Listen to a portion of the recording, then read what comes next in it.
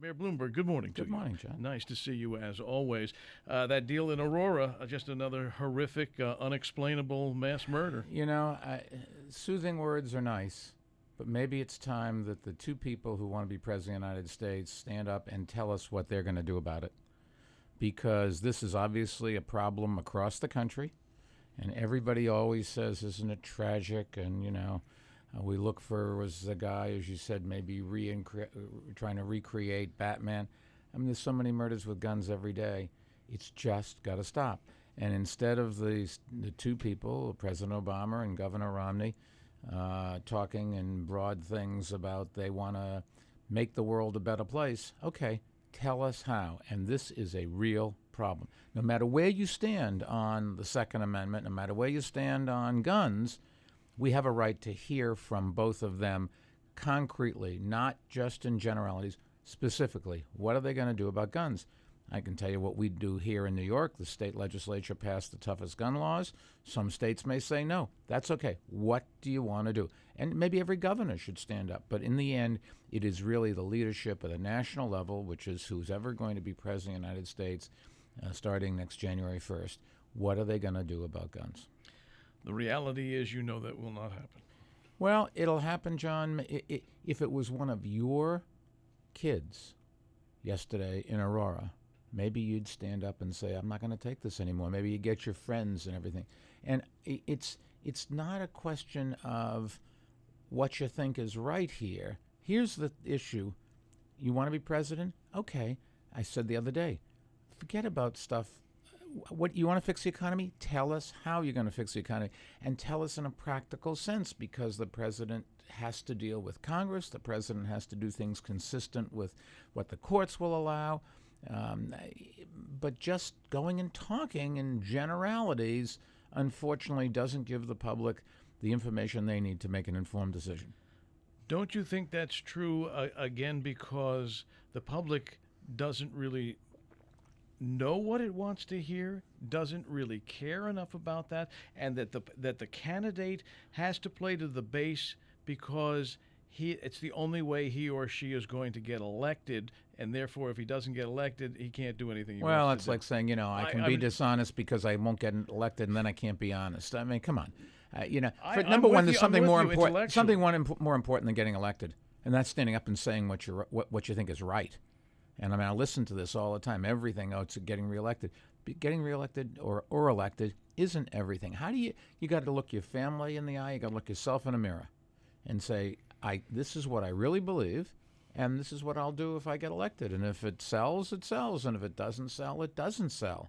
And, you say people don't know. Yeah, I think that's fair. People don't have a solution, or everybody has a different solution. But that's why we elect governors and presidents and legislators to lead from the front, to come up with solutions, to tell us what those solutions they think are. Some will work, some won't. Some they'll get through the legislature, some they won't be able to.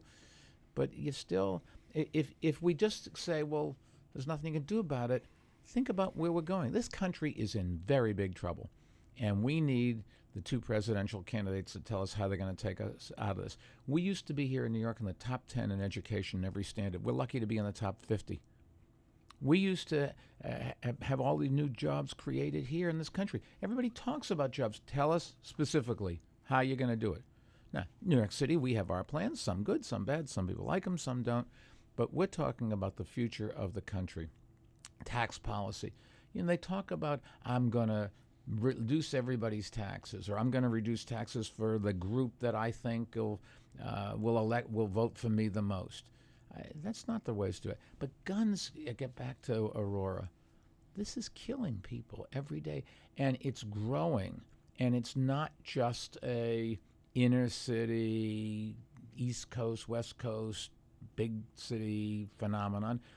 Aurora is not a big city. No. Suburb of Denver. Yeah.